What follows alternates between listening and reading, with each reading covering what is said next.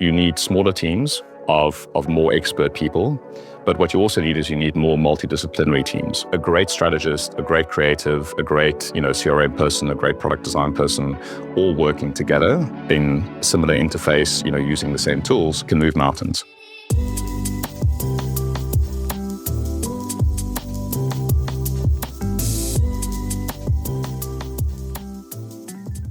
Hi, Stephan. Good morning, Pierre. Great to have you. Yes, lovely to be here. So how is Cannes for you? It's excellent. It's always really hard work. You plan it months in advance, you stack your meetings, you get triple booked for every slot, and then you just work through it as quickly as you can and as well as you can. So everybody's talking about AI here. I thought this year would be already gone, but it's not a fad, right? Yeah, I'm not sure where it would go. I think, look, AI has been a theme at Cannes for a couple of years. 2 years ago, we had Jensen Huang on stage here with us at Cannes.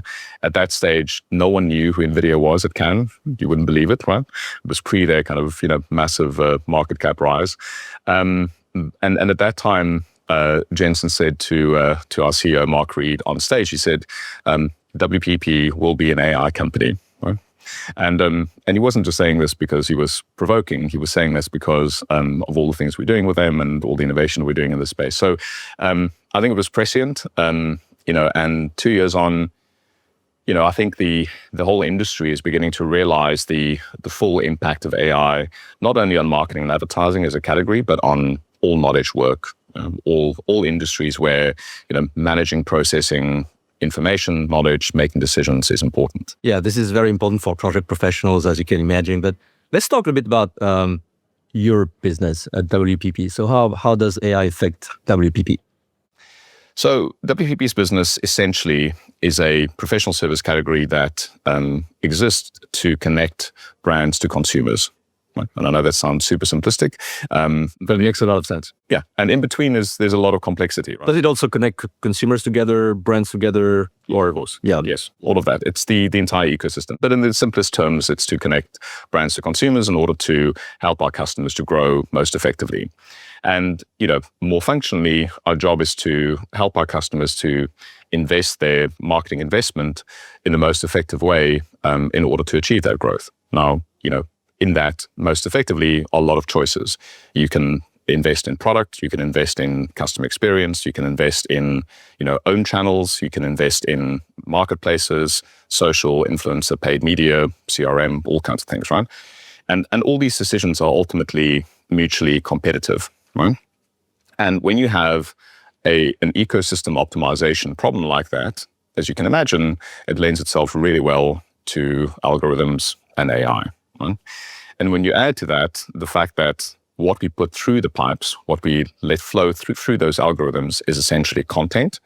With generative AI, you now have 2 layers of operation. You have the investment optimization decision, but you also have the impact on the content generation and how human creative people work with AI in order to make that content. So basically what you're saying is that a lot of creative work is going to be or is already automated by AI. Let me qualify that. So I think when people hear questions like that, the first thing that jumps into their mind is someone is just going to sit there and say, make me an ad for KitKat, and the ad will be produced and sent out on the internet and sales will grow and everything will be fine, right? That's not exactly how it's working. How it's working is that we are using AI at every step of the marketing and creative supply chain in order to make great work that works for clients. Now, what I mean by that is that the first step is to define the problem. The first step is to see, where does the brand sit in its ecosystem against competitors? How do consumers perceive the brand?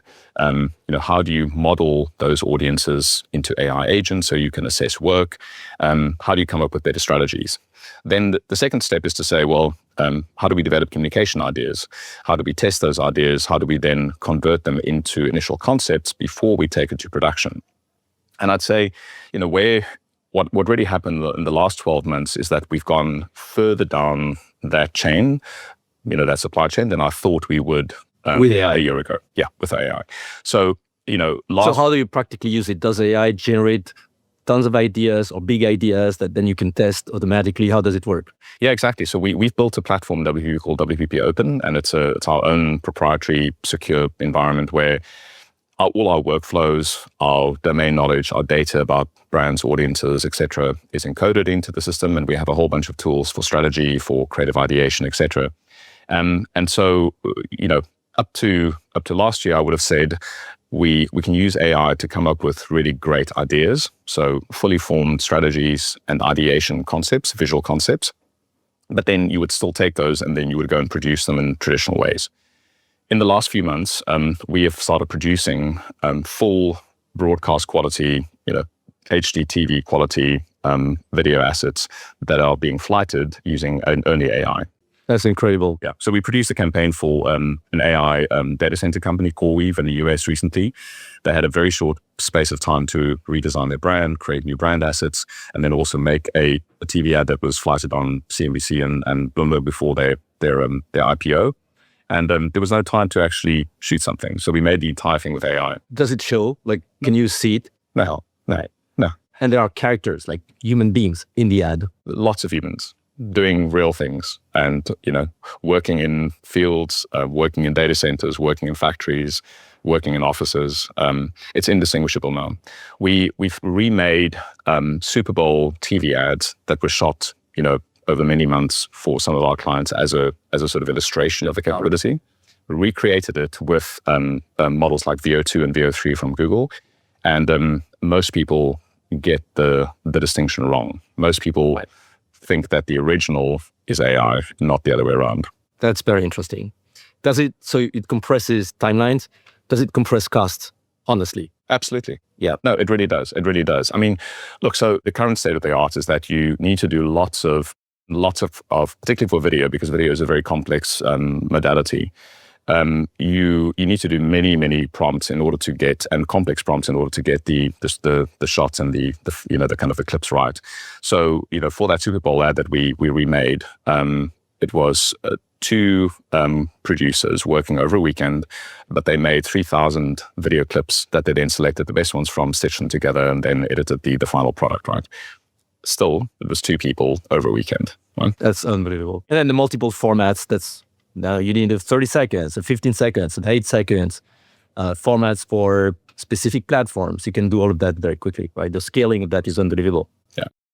So it definitely does compress timelines. I mean, I think, but what people need to understand is that it doesn't take away the need for skill, craft, storytelling. Sure, the idea, strategy, understanding consumers. But how many people is that compared to what it was before? Yeah, I think ultimately, and this is sort of a general realization that I'm picking up in conversations here at Cannes this week as well, is that I think most people who are close to this are beginning to realize that the shape of the workforce is going to change, and in two ways. The one is you need smaller teams of more expert people, but what you also need is you need more multidisciplinary teams. So, a great strategist, a great creative, a great, CRM person, a great product design person, all working together in similar interface, using the same tools, can move mountains. Right. So multidisciplinarity is really important. And I think even within individuals, we talk a lot about M-shaped people now. So, moving from T to M. so maybe you're going to elaborate a little bit on that. So the concept of think about kind of skill sets. Some people are generalists, so horizontal, the T-bar at the top. Some people are specialists, and they go very deep on one topic. And for a long time, people have started talking about the need for T-shaped talent. So people who... A few experts, or some experts, and some generalists. Yeah, or actually people who are both things. Yeah. They understand the broad field and they can contextualize what they do, but they're expert in something. And what we now, beginning to talk about is the need for M-shaped people, which means generalists that have multiple specializations. So people who are generalists about the entire category of marketing, but can go deep on media or, PR or ad tech or AI or, creative. And that's because they become so productive that they can afford being specialists of many fields and then integrate them. Exactly. Yeah. And I think it's because fundamentally what AI is doing to our processes, it's not just speeding up or in some cases automating individual parts of our workflow. What it's also doing is it's forcing us to conflate our workflow into a single process, right? So previously, I mean, and you've experienced this, I'm sure, as a business leader, if you want to get something done in terms of marketing, you often had to brief multiple people in series. And then, you brief Kantar for the consumer research, you get the report back. Then you brief your creative agency to come up with a concept to address, that research. You get the concept back. Then you brief a production company to go and make content to fly it across multiple channels. You get that back. Then you brief a digital product agency to go and build a website or an app that takes that content, puts it in experiences, and then runs it. Then you need to brief your CRM team or, in-house or otherwise to then run email marketing and everything else against that. I mean, so that was the fragmented, siloed, historical, pipeline. What you can do with AI platforms now is that you can pose your business problem, give it all the knowledge that you have about your consumers, your audiences. You can encode those into AI agents. You can come up with ideas. You can come up with sample images. You can approve those. You can test them against the audiences. You can adapt those for multiple channels. You can, and then even push them into the channels and start getting the feedback loops for the response.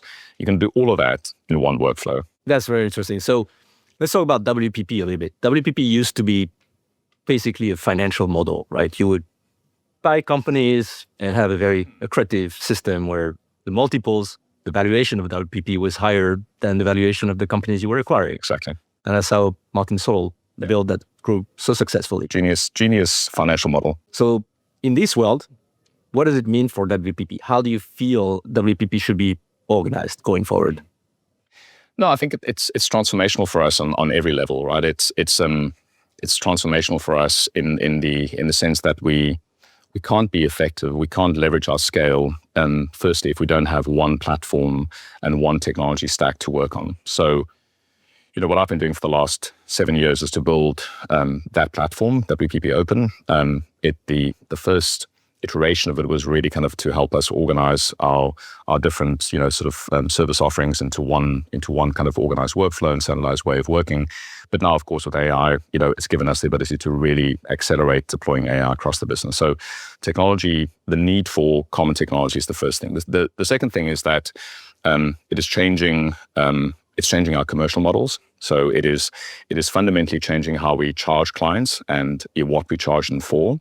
So we are moving from almost exclusively T&M, FTE kind of models to more output and outcome-based models, and in some cases entirely outcome-based. Right? So these sort of mixes of saying to clients, well, it doesn't matter how much time we spend on it, but we're going to charge you for what we produce, and ultimately how well that works. So right? That's very interesting because the history of advertising or the advertising industry is interesting from that standpoint, right? It used to be paying a margin on media buy, and then FTE plus, cost plus. And so now you're feeling that with this system that you have, you can move away from that and go back to like consultants do, right? Charge on a certain outcome and then increase your margins that way.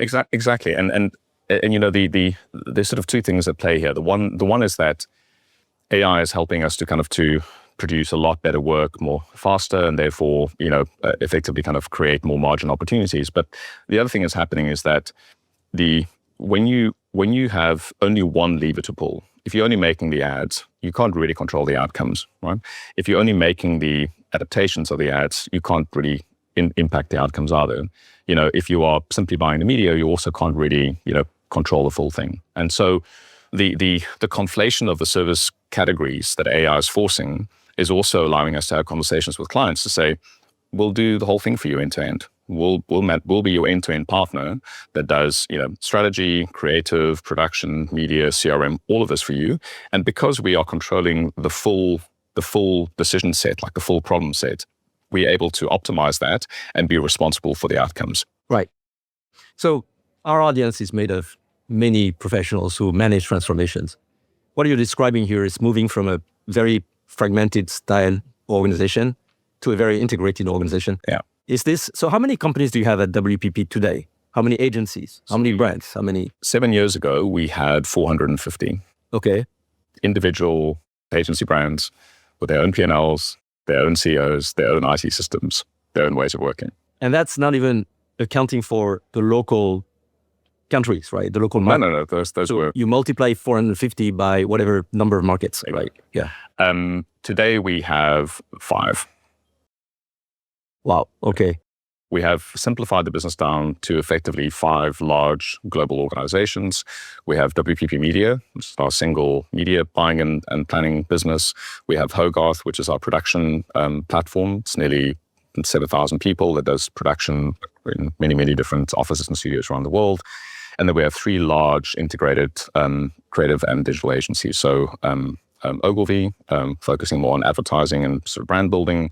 VML focused more on brand experience, customer experience, and AKQA focusing more on innovation and future strategy. And so that's the portfolio. And it's been a gargantuan job. I mean, on many levels, emotional, people, leadership, transformation. So let's talk about that. How did you even start that? It starts with leadership and a vision. I think about transformation, and this is very much my own personal sort of way of understanding it and what I've learned through the process. But I think about a transformation as being a bit like warfare, and you have to be very good at propaganda, but you also have to be very good at trench warfare. Right. So you need to say very simple, very clear things, very consistently, all the time, and repeatedly, many times a week. Right? Like literally never get tired of it. Just like say the same thing over and over and over, many, many times. That's hard to do, right? I do this all the time and I feel I'm boring. You get very bored of yourself, but you have to do that. And then the second thing is that you can refresh it. Like once a year you can refresh, you can evolve the message, but you've got to be consistent. And then the second thing is you have to be good at the blocking and tackling of everyday change management. Get the early adopters on board, get the coalition of the willing, sort of to come with you, make it infectious, make it successful. And I think the most important thing is you have to lead through example. You've got to perform the change, if you know what I mean, right? So, I mean, in the AI space, it's no good me just talking about theory and talking about the sort of the vision. I have to, and I do, I pull out my laptop, I start doing demos and I show people how it works and I show them what they can do with it. And, hopefully I inspire them and I inspire clients and the thing gets momentum, right? And I've been very lucky because my partner CEO, Mark Reed, is at heart a technologist. He loves technology. He's given us an enormous amount of scope to push hard and invest hard in this area. I mean, we're investing $400 million a year in internal product development. Yeah. Out of what is your revenue right now? Yeah. So it's about 3% of net sales. 3%. Yeah. Which is, I mean, it's whether you think the percentage is right or not, it's a big budget, right? I mean, this is a very well-funded startup, if you think about it like that. So, we've had the resources and the space and the platform to invest in this heavily. And Mark himself, he does this without fail. He pulls out his laptop and he starts demoing our platform to clients. Like, in breakfast meetings. And he used to run some of the agencies, right? Exactly. Exactly. Yeah, exactly. So I think leadership, starting with visible, kind of like hands-on leadership and basically, this the whole notion of show me, don't tell me is really powerful. I think then the other thing is you need to give people hope, I think that's it's a very underrated for me element of leadership is giving people hope. People go, it's too soft, hope is not a strategy. I mean, actually hope is a very important emotional and personal need, right? People need to feel hopeful about the future of their company, their careers, etc. Right? And so the framing of how you communicate the change so that people feel hopeful is very important. So in the case of WPP, for instance, I'm assuming that with all these brands, founders of companies who had sold their business to WPP, and so a lot of identity, emotional connection to their local brands and agencies. How did you give them hope and not exactly the opposite? Yeah. The sensation that everything is going away and it's now the big machine taking over. You make the best ones the future leaders. Yeah. I mean, WPP today is effectively led by founder, entrepreneur CEOs, right? Almost across the board. Almost all of us that are running the large companies. You sold your company at one point. Exactly. I sold my business to WPP 12 years ago.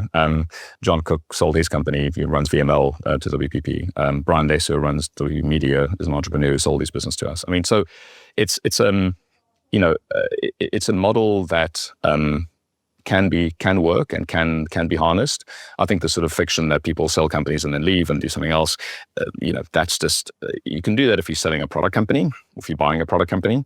You're buying, but it's a people company. People company. Right. So you need the good people to say. Right. So I think the hope is really important. I think then practically you just need to invest heavily in training. You have to invest so heavily in adoption and training. We started really early. We started in 2019 with a program called our Future Ready Academies, and we started training people on demystifying AI. What is AI? What is generative AI? At that time, what were GANs? What are, all these kind of things. And so we started super early. And of course, that allowed us to accelerate when all the generative AI stuff kicked off in 22 and 23. And then I think the most important thing ultimately is that you need to actually then show the results. You have to link all of this back to, okay, this is happening, this is what we're investing, and this is what it's doing to the outcomes. We are winning more, we are, able to, stay more relevant, we are able to price differently. You have to bring it all back to kind of concrete business results ultimately. I mean, otherwise, it's just politics, right? So how do you manage the governance of this transformation? Do you have a PMO office? Do you have a TMO office? How do you do that? Yeah, I think in our case, what we did 7 years ago is that we set up a central office of the CTO in WPP, and we didn't call it a PMO office or TMO office, but effectively that's what it was. But the concept, yeah, exactly. And we sort of created a couple of work streams around partnerships, around data, around product development, and then effectively started working with all the agencies. And as the business was simplifying, obviously it became a lot easier to drive the change.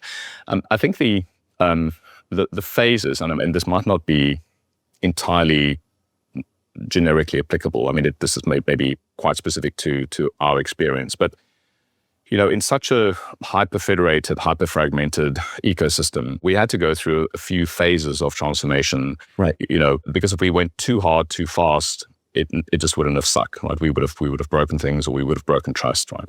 So the phases were roughly, phase one was build community and trust, right? So we said, all the developers, all the technologists across the agencies, oh, fantastic, you exist. I'm a friend. I look like you. I speak like you. Right? And we created a... So it's interesting. You started with stakeholder management, basically. Exactly. It's like we started with building a tribe, right? We started building a tribe, and we call it the WPP Creative Technology Council. And we brought all these people together. We brought them physically together. We introduced them to each other. We started doing things together. That was phase one. Phase two was, once I understood everything that people were working on and all the projects they were building, tools they were building, I gave them a gift, right? So the gift was, I will accelerate your project with central funds if you do this in a certain way, right? If you are... And so what was the way? Yes. Well, the way was a business plan, okay, a roadmap, KPIs for the product. So proper product management. Proper product management, right? So we professionalized product management by funding acceleration, right? Yeah. That worked really well. There were a few kind of like red accelerators. People built fantastic products, started monetizing them. The second year we said, you can only get this funding again if you now not only build the product in a professional way, but you also build it on a common platform stack.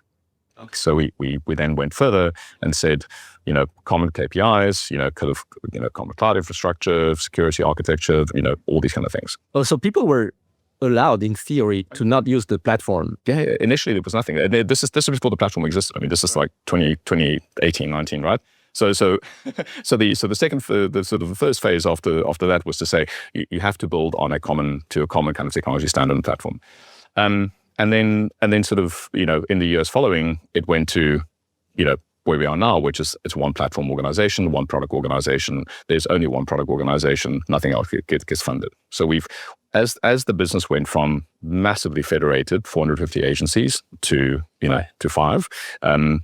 That also became more natural. And as we now have one production platform and business, we have one technology stack, which is WPP Open. So it sort of converged at the same time. It's fantastic to see how IT technology drove the entire transformation. Well, and I mean, it's interesting that you say that, because I've been very, very thoughtful and conscious about, are we enabling the transformation or are we driving a transformation?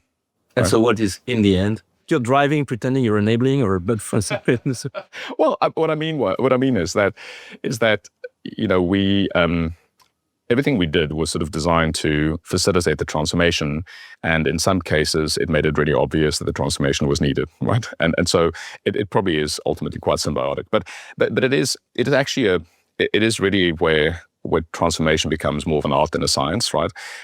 Because on the one hand, you can build things that kind of codifies a company's complexity. Right? You can establish things that actually reinforces the complexity. But if you build something that is so simple that it isn't usable by the previously complex structure, then organ rejects the system. The body rejects the organ, right? So you have to be extremely thoughtful. And really, what we ended up when we launched Open, sort of in 21, 22. Was that we built an operating system that could do both things. It could handle all the complexity of our business, but it could effectively run the entire business as a unitary brand with a single go-to-market. Right? We found a way architecturally to build a platform that could really kind of both service the past and drive to the future. And that was probably, I mean, for me, that's the single biggest kind of like conceptual nut to crack, because it seems obvious when you say it now. I promise you, at the time that we were thinking through it, it was way more complicated. Right? Are you yourself a software development professional, or how did you end up being the CTO of a company like WPP? I last coded when I was about 13. Confession of an imposter CTO. I studied law. And I loved technology as a kid, right? And I was sort of, always took things apart and whatever else. So I have sort of a analytical engineering type mind. But then I ended up studying law, which is really a technical humanities subject, right? I mean, it's sort of somewhere between the two. And loved it, and then ended up in media and telecoms law, and started working for, entertainment companies or media companies. But right at the time that the internet started getting commercialized. So my very first job was to set up a digital advertising business for South Africa's largest pay TV company. And I had to fly to New York, license double-click technology. I left with a bunch of CDs that they gave me and instructions for the server to buy. And I flew to South Africa, and I bought the server, and I built it, and I loaded the software, and we started serving ads. And that was in 1996, right? And so what's interesting is, like, I sort of had this period where I wasn't really working in technology, and then from 96 onwards, I've never not worked in technology, because when you are plugging in the RAID configuration in the server room, and you have to kind of like figure out the tables and the data outputs, you kind of learn these things through first principles, right?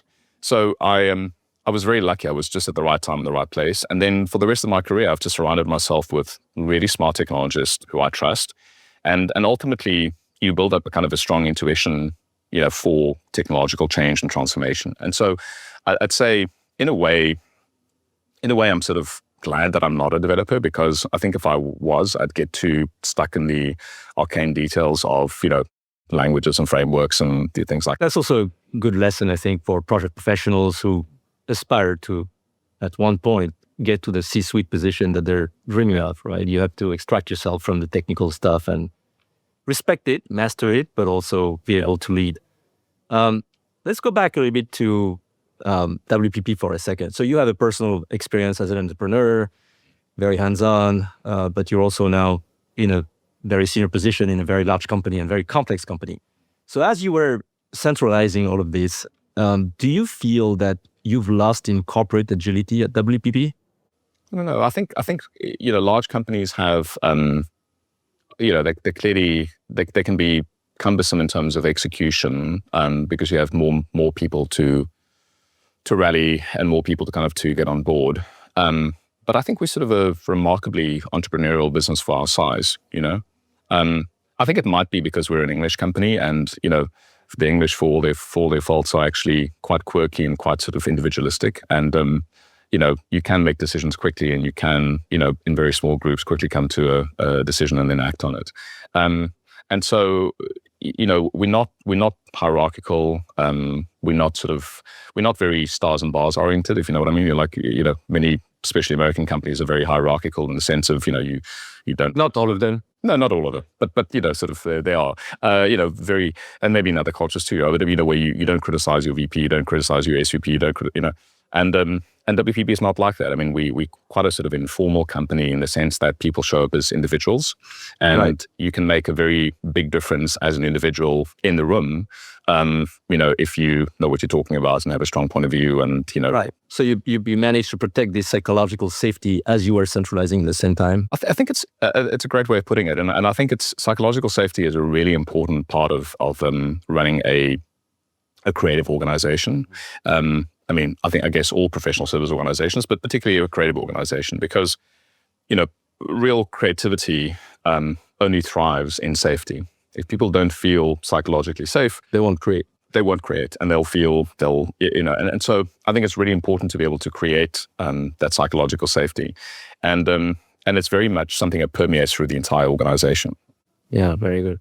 I'd like to talk a little bit more about the workforce evolution. So with all this automation, the changes that AI are bringing, how do you see the future of the knowledge workforce?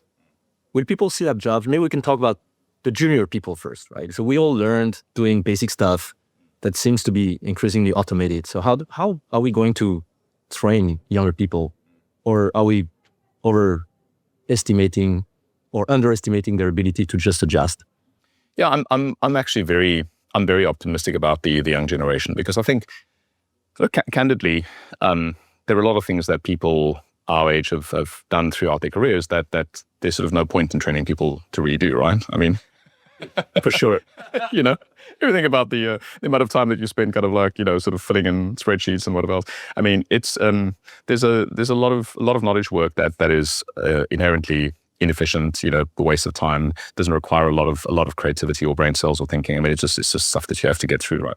And so I don't actually worry about that, and I don't worry about the young generation, because what I've observed in the people that we're hiring into our company now is that they come into the workforce with a mindset of solving problems with AI tools. We run this fantastic creative technology apprenticeship program, and I'll never forget, I was sitting in one of the training sessions, and the lecturer was teaching people how to do Blender scene descriptions, right, in 3D scenes in Blender. And sort of, diminutive, sort of 22-year-old put up her hand. She says, "Can't we just do it with ChatGPT?" And then, of course, you can. And then a whole, new workflow emerges, and, like no one's going to ever do a Blender scene description again. You're going to do it with AI. And so I think, I really don't worry about the young generation. I think the nature of the work changes, but I think their agility in terms of learning the tools, is just incredible. But what I also think is important is that, as important as learning the new tools and new technologies is a really strong grounding in particularly humanities. If knowledge work, I mean, everyone focuses on STEM because that's, technology and development and whatever else, engineering. But actually, the humanities are really important for knowledge work. Critical thinking, psychology, philosophy, theory of knowledge. I mean, incidentally, the French are actually really well positioned for this, right? Because, I mean, how do you write essays? Right? What's the 3 steps of essay writing? It's like thesis, antithesis, synthesis, right? Absolutely. And if you don't write an essay like that, well, when you're in France, I grew up in France, as you know. So I still write my speeches. Anything I do is in 3 parts. Yeah, it's exactly right. So I mean, actually, by the way, I actually think the French are really well positioned for the AI era because of that. But that's interesting. So this sort of like, they think the French believe that they're very well positioned because of their engineers.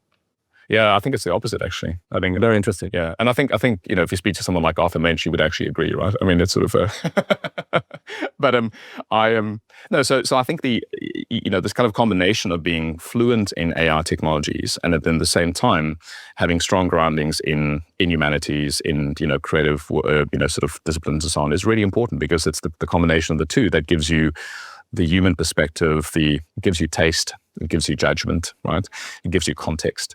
And so, and I see that coming through in buckets, right? And curiosity. Very interesting. So that's for the young people. Yeah. What about people of our generation? I mean, always safe because we'll be retired by the time when AI replaces us. That's one way to look at it. No, I mean, either that or we've become true experts, right? So I think there's a sort of a category of people who throughout their careers are focused on understanding a certain domain, whether it be law, accounting, marketing strategy, etc., really well. And, they get to a point where they are incredible domain experts. And as long as you can learn to harness that domain expertise and, build AI tools that reflect that encode your brain in an AI agent, for instance. I know it sounds crazy, but people are doing that. Yeah. Then you'll be fine as well, because your expertise is unique and your understanding of the domain, your understanding of what is good input data or not, your understanding of what is good output, will make you valuable. What I worry about is, frankly, the people in the middle. So who are they? What do they do? And what can they do to evolve?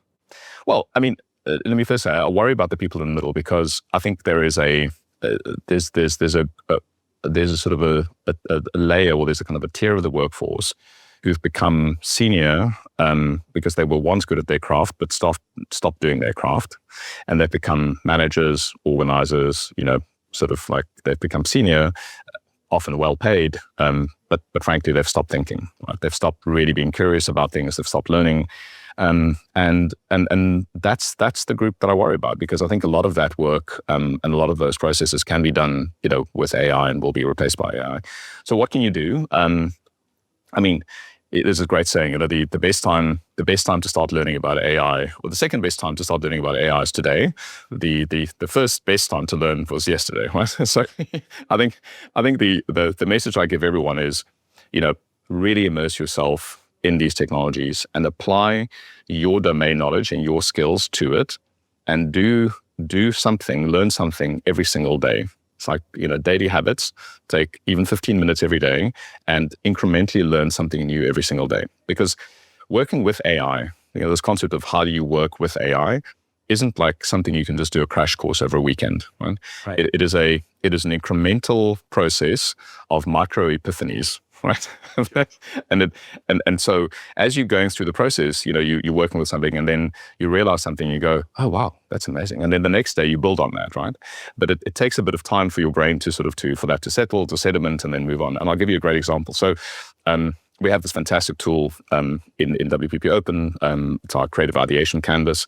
And this tool, it looks a bit like Miro in terms of the user interface, but it's a many-to-many multimodal, multi-agent system. So you can ask any question. So like, how do I sell more, iPhones in France, right? Starting question. And the system then starts giving you recommendations for what you can, you do a SWOT analysis, look at the market sizing, and you build all this out. And so, it's a fantastic kind of like flow process of ideation. And so, we built it to be multimodal, which means that it can generate images, it can generate video, it can generate sound files, but it can also interpret all those things. And then, because it's many-to-many, you can take any artifact on the canvas and combine it with any other artifact on the canvas and say, what would this audience persona description, think of this concept? And it gives you an answer, right? You can also say, what would this audience think of these 3 Instagram ads, right, that are artifacts on the canvas, and it would interpret both the images and the text and tell you what to do.